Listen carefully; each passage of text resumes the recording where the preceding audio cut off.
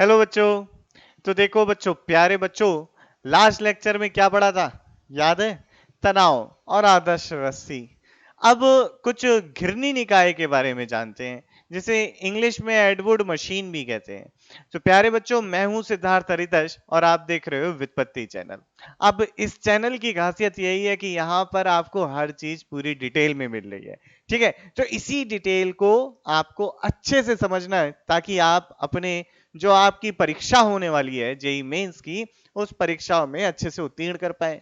अब देखिए, होता क्या है कि ऐसा नहीं है कि जेई मेंस में कुछ बहुत ज्यादा अलग आ जाता है। सवाल आसान ही है, पर अगर आपकी टॉपिक पे पकड़ नहीं है, आपने ज्ञान को गहराई से नहीं समझा है, तो आपको होती है दिक्कत। तो होता क्या है, ज्यादातर जगह आप क्या करते हो, आपने समझ लिया फ्रिक्शन की डायरेक्शन ये लगेगी, फोर्स की डायरेक्शन ये लगेगी, ये बल। ये नहीं है।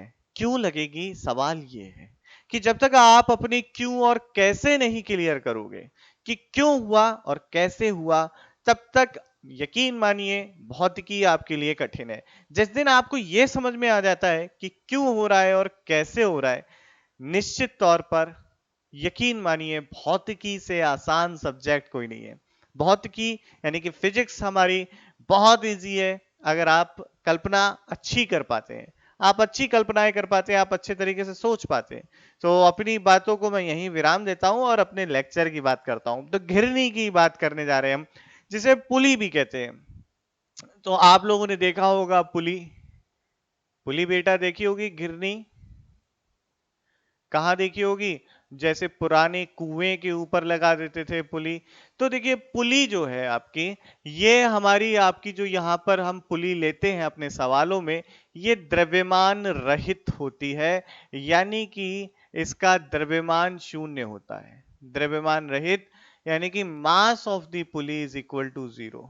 तो इस बात का याद रखिएगा बच्चों, कि अगर द्रव्यमान रहित है पुली, तो आपका इसके ऊपर लग रहे सभी बलों का जो सदिश योग होगा वो 0 होगा। तो ऊपर देखिए, मान लीजिए कोई टी बल लग रहा है, ये पुली मान लीजिए चल रही है, पुली किसी तरीके से ये ऊपर नीचे चल रही है बच्चों, और इस पे जो है नीचे की तरफ आपका कोई और बल लग रहा है, मान लीजिए टी प्राइम लग रहा है।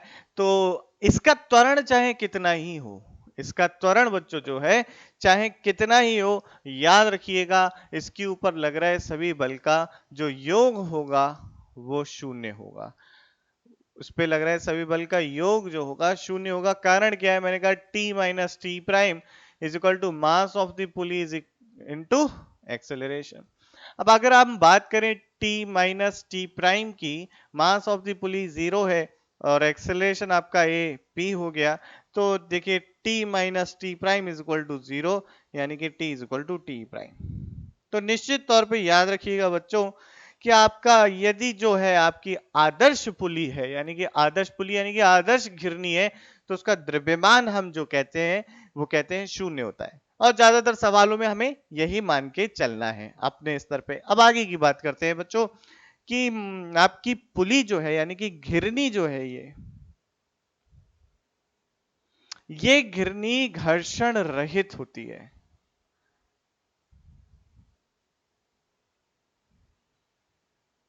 घर्षण रहित होती है। इस बात का मतलब ये जो इसकी साइड्स है, जैसे ये पुली होती है, इस पे से रस्सी जो होती है, वो रस्सी वास्तव में घिरनी को घुमा नहीं सकती। घुमाने के लिए घर्षण चाहिए। इस तरीके से अगर किसी चीज को घुमाना है तो घर्षण की जरूरत है, लेकिन घिरनी को ये घुमा नहीं सकती, बल्कि घिरनी पर ये फिसल रही है। तो रस्सी वास्तव में घिरनी पर फिसल रही होती है जब हम इस प्रकार के प्रश्नों को हल कर रहे होते हैं। इस बात को बहुत अच्छे से समझना प्यारे बच्चों। तो आपकी घिरनी के ऊपर घर्षण नहीं होता, जिसके कारण यदि कोई रस्सी घिरनी से ऊपर ऐसे जा रही हो और फिसल रही हो, तो आपकी रस्सी भी आदर्श हो मान लीजिए, तो उस परिस्थिति में रस्सी में तनाव, पूरी रस्सी में तनाव समान रहता है।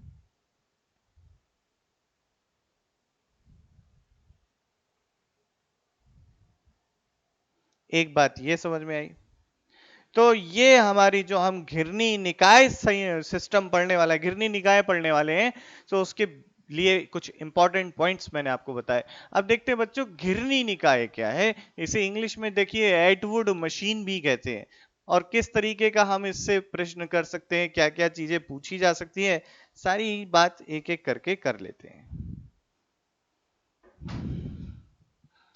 तो बच्चों हेडिंग डालो, एट वुड मशीन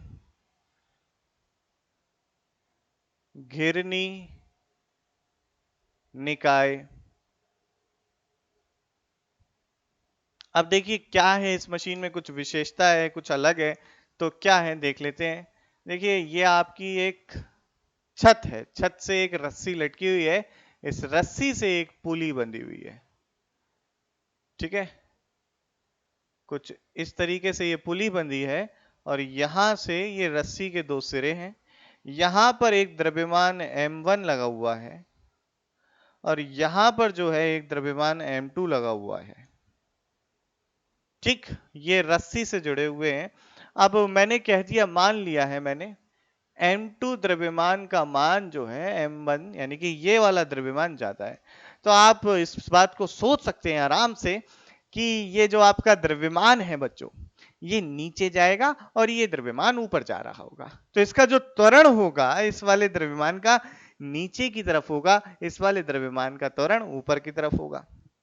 क्योंकि एक ही रस्सी से बंधे हैं और रस्सी आदर्श है, तो मैंने आपको बताया था आदर्श रस्सी का एक गुण कि जो द्रव्यमान, जो भी बिंदु जुड़े होते हैं आदर्श रस्सी पे, उनके ऊपर जो त्वरण का परिमाण है वो समान रहता है। तो इसका त्वरण जितना नीचे की तरफ होगा, इसका त्वरण उतना ऊपर की तरफ होगा। आसान बात है ना। तो अब हम देखना चाहते हैं कि इस निकाय का क्या m2 का त्वरण है, क्या m1 का त्वरण है, क्या इस रस्सी में बल आ रहा है, और क्या ऊपर जो रस्सी है इस पे कितना प्रतिक्रिया बल आ रहा है, या इस वाली रस्सी में कितना तनाव है। ये सारी की सारी बातों पे हमें चर्चा करनी है। किस तरीके से प्रश्न करेंगे, आइए देखते हैं। तो सबसे पहले बच्चों हम FBD की चर्चा करेंगे। तो क्या हो रहा होगा, इस पर M2G जो इसका भार है नीचे की तरफ लग रहा होगा और इसका तनाव T ऊपर की तरफ लग रहा होगा। इस पे M1G जो है नीचे की तरफ लग रहा होगा और इस पे तनाव रस्सी का ऊपर की तरफ होगा। जितने ये त्वरण A से नीचे की तरफ जा रही होगी, इतने त्वरण A से ये ऊपर की तरफ द्रव्यमान जा रहा होगा। रस्सी में तनाव जो है एक समान रहेगा, क्योंकि आपकी जो पुली और रस्सी दोनों आदर्श हैं। तो यहाँ पर जो टेंशन है बेटा, ये टेंशन देखिए मैंने आपको बताया था टेंशन स्ट्रिंग में अंदर की तरफ आता है, तो यहाँ पर अंदर की तरफ है। अब देखते हैं कि आगे क्या होता है। अब देखो FBD बना लेते हैं M2 ब्लॉक का। तो अगर M2 ब्लॉक का मैं FBD बनाऊं तो M2G नीचे है, तनाव रस्सी में ऊपर की तरफ है और एक्सेलरेशन नीचे की तरफ है। तो यहां से लिख सकते हैं बच्चों M2G माइनस का T is equal to M2A। क्या करना होता है, त्वरण की दिशा में लग रहे बलों को मैं इसी तरीके से करता हूं, धनात्मक ले लेता हूं, और त्वरण की विपरीत दिशा में जो बल लग रहे हैं उन्हें ऋणात्मक ले लेता हूं। ठीक है, तो इसे मैंने पहली इक्वेशन कहा। अब अगर मैं दूसरे M1 ब्लॉक का FBD फ्री बॉडी डायग्राम, आप जानते ही हैं मुक्त वस्तु बल आरेख की बात कर रहा हूं मैं, तो फ्री बॉडी डायग्राम बनाऊं तो बेटा क्या होगा, आपका M1G नीचे है, टेंशन T ऊपर है, और इसका जो त्वरण है वो A ऊपर की तरफ है। तो यहां से लिखेंगे T minus M1G M1A second equation. अब मैं प्रथम समीकरण और द्वितीय समीकरण को बेटा जोड़ देता हूं। तो समीकरण 1 और समीकरण 2 को जोड़ने पर क्या प्राप्त हो रहा है, तो समीकरण 1 और समीकरण 2 को जैसे ही जोड़ा तो ये टी टी कैंसिल हो जाएगा। यहां पर बच्चों मिलेगा M2 माइनस का M1 गुणा G M1 प्लस M2 गुणा A। तो आपका जो A का मान है वो बेटा यहां से आ जाता है, A बराबर बेटा आपका आ रहा है M2 माइनस का M1 M1 प्लस M2 गुणा G। बेटा ये आपका एक्सेलरेशन यानी कि त्वरण आ गया। अब जरा ध्यान से समझना कि ये जो त्वरण है आपका, क्या हम किसी और मेथड से भी निकाल सकते हैं? तो इसकी एक आसान विधि है, वो भी देख लीजिए। आप देखिए, कुल बाह्य बल जो सिस्टम को, यानी कि जो त्वरण उत्पन्न करने में मदद कर रहा है, तो अगर आप देखें m2g जो है आपका, ये त्वरण दे रहा है और m1g उस त्वरण को कम करने की कोशिश कर रहा है, यानी कि m2g जो बल है वो गति में लाने की कोशिश कर रहा है, m1g बल उस गति का विरोध करने का प्रयास कर रहा है। तो आप लिख सकते हैं यहां से, गति लाने के लिए जो कुल बल लग रहा है वो है आपका m2 माइनस m1g, और जो कुल गतिमान द्रव्यमान है निकाय का, वो है आपका m2 प्लस m1, और ये आ गया आपका त्वरण। तो आप इस तरीके से भी इसका शॉर्टकट मेथड समझ सकते हैं एक तरीके से, और उससे कर सकते हैं। अब बच्चों हमने ये तो समझ लिया, अब रस्सी में तनाव कितना है वो देख लेते हैं। तो रस्सी में तनाव की बात करते हैं। ठीक है बच्चों, रस्सी में तनाव, तनाव जिंदगी में बहुत है, तो रस्सी में सर क्या देखें? तो देखो, रस्सी में हमें अगर यदि तनाव देखना है, किसी एक समीकरण को देख लेते हैं। मैंने द्वितीय समीकरण ले ली, तो मैं लिखूंगा t माइनस का m1g बराबर m1a का मान रख दिया मैंने, m2 माइनस m1g और m1 प्लस m2, और यहां पर अगर देखें तो t बराबर आ जाता है m1g plus m1 m2 minus m1g भाग में m1 प्लस m2। अब g को अगर कॉमन ले लें तो यहां से देखिए आपका m1 स्क्वायर कट जाएगा और आ जाएगा आपका 2m1 m2 m1 plus m2 into जी। ये आपका रस्सी में तनाव आ गया। तो बच्चों पहले इतना नोट कर लो, फिर आगे की बात करते हैं। अब देखो बच्चों, अगर ऊपर वाली रस्सी में हम देखना चाहते हैं तो पुली का हमें एफबीडी देखना पड़ेगा। पुली पे जो नीचे की तरफ फोर्स लग रहा है वो 2t है, ऊपर की तरफ मैंने कह दिया t प्राइम। या फिर यहां पर देखो, घिरनी जो है इसके बीच में छेद होता है और इस छेद में कील होती है, तो इस कील पर कितनी प्रतिक्रिया का बल लग रहा है वो भी यही होगा। ठीक है, अगर आपने कील से, इसके अंदर कील से ऐसे लगा रखा है तो बात ठीक है, अगर आपने इसे रस्सी से लटका रखा है तब बात ये है। तो दोनों पर से रस्सी में तनाव या कील का प्रतिक्रिया बल जो है दोनों समान ही होंगे बच्चे। तो आप देखिए, अच्छा यहाँ पर ये आ रहा है लोगो, हटा देता हूँ, नीचे बना देता हूँ एफईडी, यहाँ बना देता हूँ। तो बेटा यहाँ पर आपका पुली है, क्योंकि पुली का द्रव्यमान शून्य है, तो पुली पे लगने वाले सभी बलों का जो सदिश योग होगा वो भी शून्य होना चाहिए। तो ऊपर जो है आपका टी प्राइम, या फिर रिएक्शन फोर्स भी कह देता हूं मैं, तो टी प्राइम बच्चों बराबर होना चाहिए 2t के। टी प्राइम किसके बराबर होना चाहिए? 2t के। अब हमने t का मान तो निकाल ही लिया था, वो कितना आया था? 2m1 m2 g m1 plus m2 g, जी तो यहां लग गया। तो t प्राइम, या आप कह सकते हैं उस कील का रिएक्शन यानी कि प्रतिक्रिया बल जो है वो हो गया 4m1 m2 g बटे m1 प्लस m2। तो आपका ये बल आ गया। तो इस प्रकार के प्रश्न आप आसानी से कर सकते हैं, बहुत आसान है करना।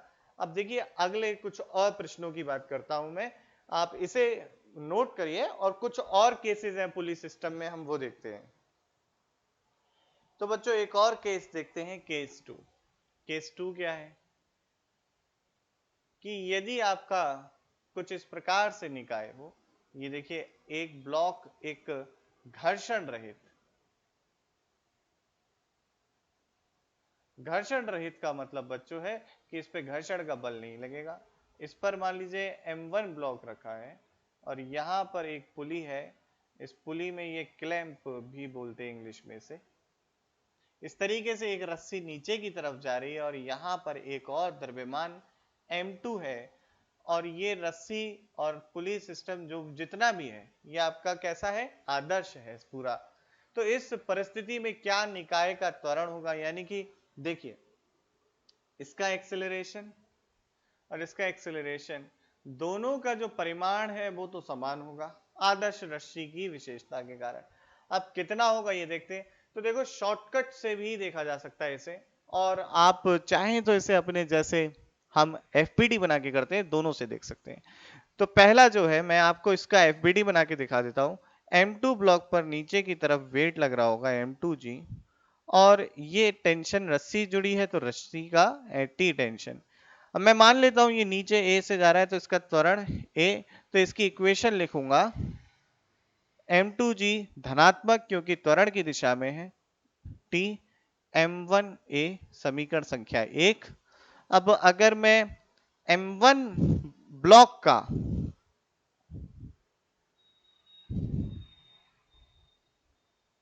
आपका एफबीडी यानी कि फ्री बॉडी डायग्राम देखूं तो क्या होगा बच्चों, इसका जो फ्री बॉडी डायग्राम है तो यहां पर आपका जो बल लग रहा होगा M1G, और ऊपर देखिए ये सतह में घुसने का प्रयास कर रहा होगा, तो सतह जो है इस पे बच्चों ऊपर की तरफ एक प्रतिक्रिया बल दे रही होगी, और वो प्रतिक्रिया बल होगा N। इधर की तरफ रस्सी से जुड़ा हुआ है तो तनाव T, और इसका जो त्वरण है वो इस दिशा में आएगा जिसका परिमाण a है। तो हम यहां से लिख सकते हैं T बराबर M1A वस्तु का द्रव्यमान गुणा त्वरण, और यहां से ये भी लिख सकते हैं N बराबर M1 इंटू G। तो ये बातें हमें समझ में आई बच्चों। आगे की बात करते हैं। अब अगर मैं देखूं तो इसे मैंने कह दिया समीकरण संख्या 2, समीकरण संख्या 3, समीकरण 1 और 2 से।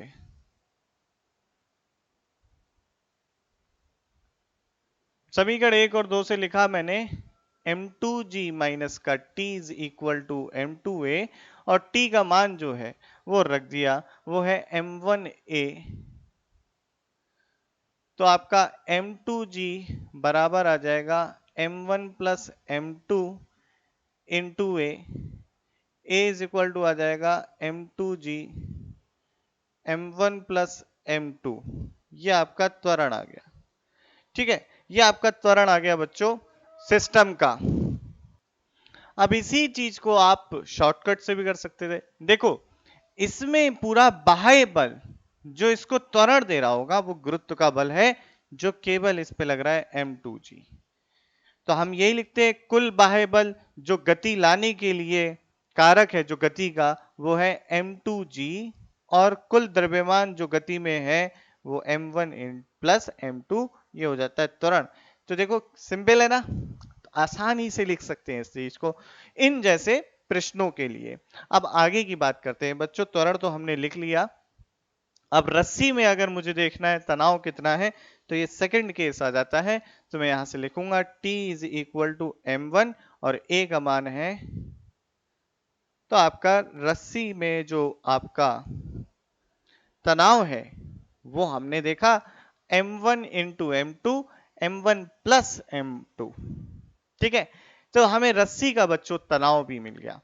अब सारी जितनी भी चीजें थी हमने इसमें ज्ञात कर ली। अब एक रह गया है कि ये जो घिरनी है, इस घिरनी पर जो ये कील लगी हुई होगी एक ऐसे करके कील, ये जो घिरनी पे रस्सी का तनाव है नीचे की तरफ ऐसे बल लगा रहा होगा, तो रस्सी की क्लैंप इतना ही अपोजिट फोर्स लगा रही होगी। तो क्या होगा, देखो मतलब घिरनी पे ये आपका तनाव एक ऐसा लग रहा है घिरनी पर, एक घिरनी पर तनाव ऐसा लग रहा है रस्सी की वजह से, भाई ये टी टेंशन ये टी टेंशन। तो जो रस्सी के अंदर भाई घिरनी ऐसे आने की कोशिश करेगी, ऐसे ऐसे जाने की, तो जो कील अंदर लगी हुई है उस पर प्रतिक्रिया बल देगी, और वो इधर की तरफ प्रतिक्रिया बल देगी, और इसका मान जो होगा ये तनाव दोनों तनाव के परिणामी के अपो जो है विपरीत दिशा में होगा और उसके बराबर होगा।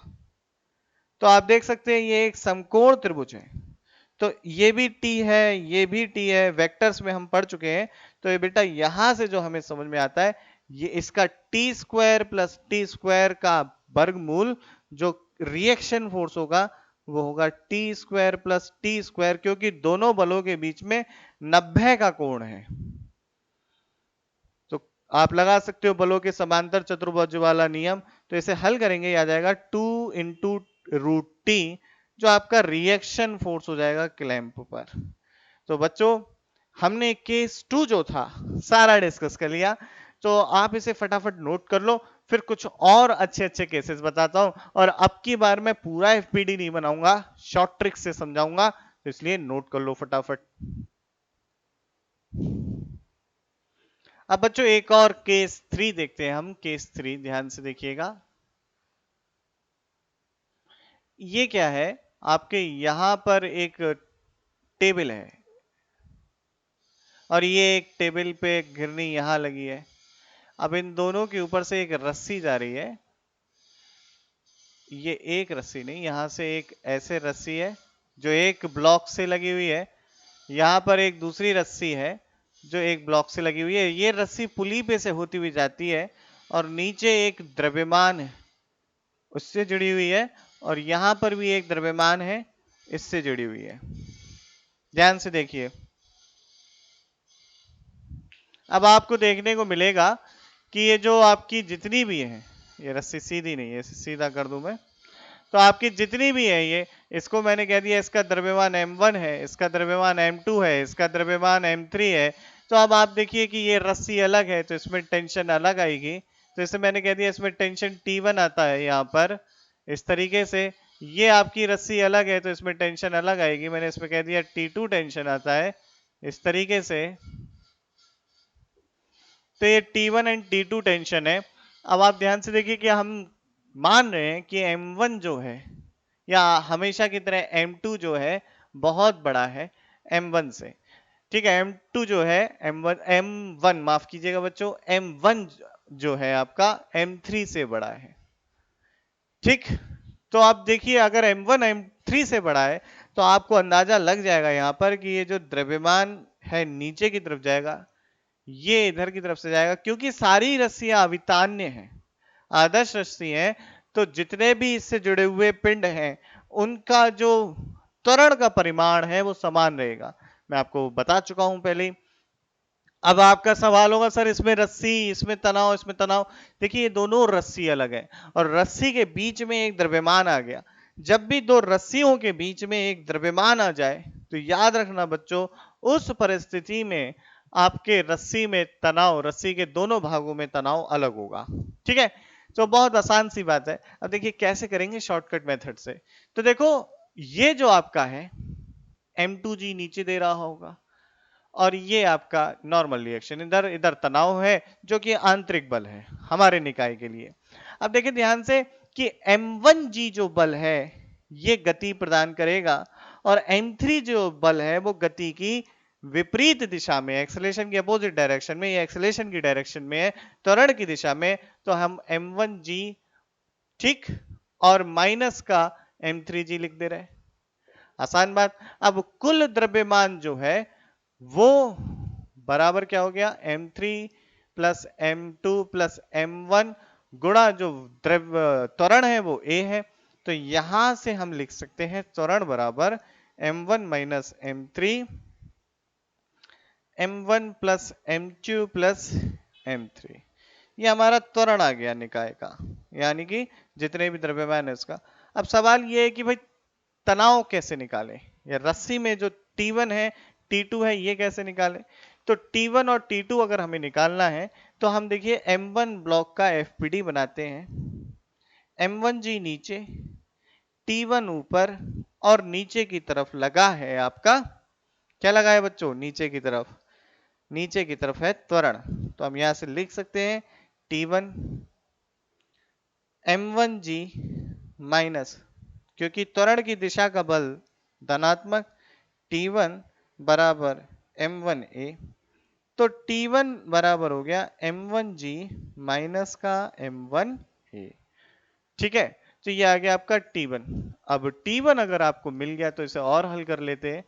तो M1G TA की वैल्यू देखिए, इसे G माइनस A कर लेते हैं, ज्यादा अच्छा है ना, M1G माइनस A। अब आपको A का मान रख देना है, तो ये M1G, A का मान कितना है M1 minus M2 M1 plus M2 plus m3 गुणा g। तो T1 बराबर हो गया आपका m1, g बाहर निकाल लिया, m1 plus m2 plus m3 minus का m1 माइनस m2 बटे m1 m2 प्लस m3। देखो थोड़ा बहुत तो गणना यार सीखनी ही पड़ेगी ना। m1g माइनस का m1 चला गया, बचा m3 प्लस m2।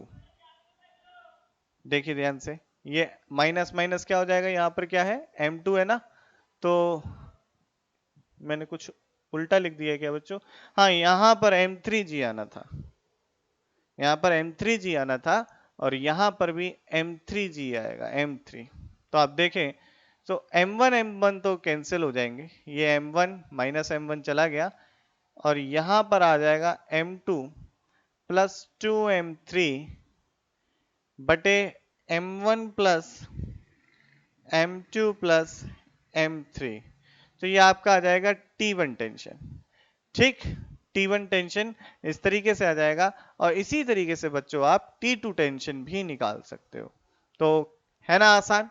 ध्यान से देखिए, सारी चीजें नोट कर लीजिए और मुझे बताइए कहीं कोई दिक्कत हो तो। अब बच्चों एक और केस देखते हैं। नत्तल पर अगर घिरनी से होकर द्रव्यमान लटकाया जाए तो क्या होगा? मतलब ये एक आपका इंक्लाइंड, बच्चों इसे इंक्लाइंड प्लेन बोलते हैं इंग्लिश में। ठीक है, ये आपका एक इंक्लाइंड प्लेन है।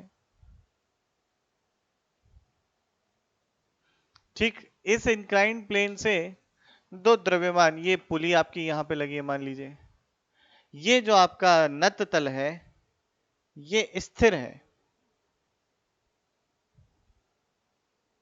स्थिर मतलब ये फिक्स्ड है, नीचे से इसे रोक लिया गया है। इस नत्तल का जो झुकाव है वो थीटा है बच्चों। अब क्या है, यहां से एक द्रव्यमान को इस तरीके से लगाया गया है, इस द्रव्यमान को कह दिया मैंने m2, और यहां से एक द्रव्यमान, अच्छा रस्सी से होता हुआ जा रहा है, इसके ऊपर से रस्सी जा रही है, और यहां से रस्सी कुछ इस तरीके से निकल रही है, और यहां पर जो है आपका एक और द्रव्यमान है।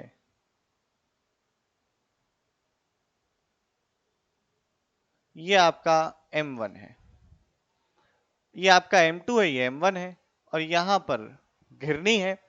अब रस्सी में तनाव क्या होगा, इसका त्वरण क्या होगा, ये हमें केस 4 देखना है। तो देखिए क्या करते हैं बच्चों, सब देखो, जितना ये नीचे जाएगा उतना ये इस पे ऐसे चलेगा। तो यहां पर मैंने मान लिया इसका त्वरण a है, तो इसका इस दिशा में त्वरण a होगा। रस्सी में तनाव समान रहेगा परिमाण में। अब इधर इस पे धरती माता अपन गुरुत्वीय बल से भार उत्पन्न करेंगे, और इस पे भी भार लगेगा, वो उसकी दिशा अलग होगी, m1g यहां लगेगा। अब हम इसका बनाते हैं बच्चों FPD, यानी कि मुक्त बल आरेख, आपका वस्तु का मुक्त वस्तु बल आरेख। तो वो देखते हैं। तो अगर m2g का मैं बनाऊं, तो m2g का ये लगेगा बल नीचे की तरफ, टेंशन ऊपर, और आप देखें एक्सेलरेशन नीचे है, द्रव्यमान m2 है। तो आप लिख सकते हैं यहां से m2g माइनस का t बराबर m2a। इसे समीकरण संख्या 1 कह दी मैंने। अगर बात करूं इस समीकरण की, तो इसके आए जो है ये आपको जरूर ध्यान से देखना चाहिए बच्चों।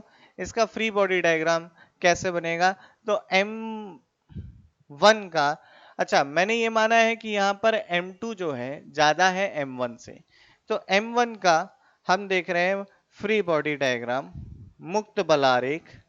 तो m1 जो है आपका इस तरीके से है।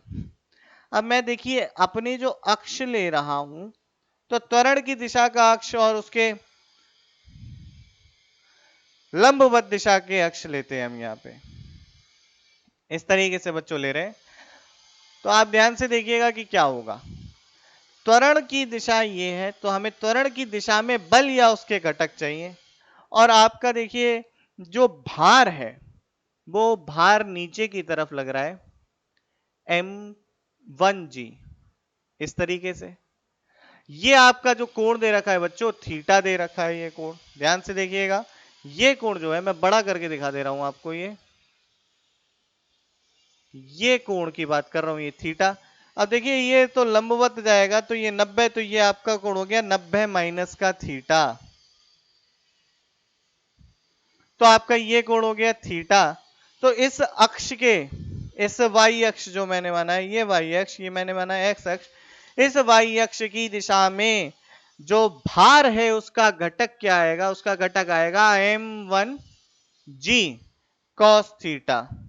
और इसके विपरीत दिशा में, यानी कि यहां पर इसके लंबवत दिशा बोले, यहां पर जो घटक आएगा वो आएगा m1g sin थीटा।